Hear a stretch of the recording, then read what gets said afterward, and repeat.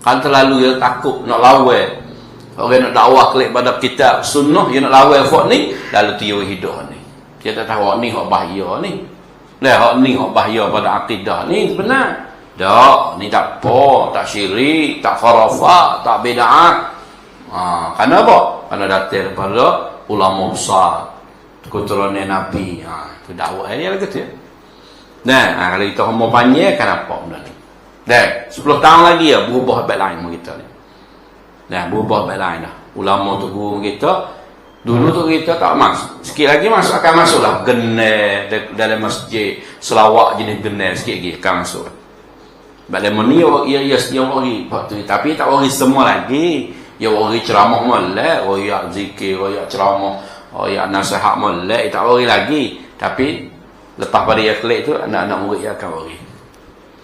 Dan kita akan buat ikut sikit lagi lah.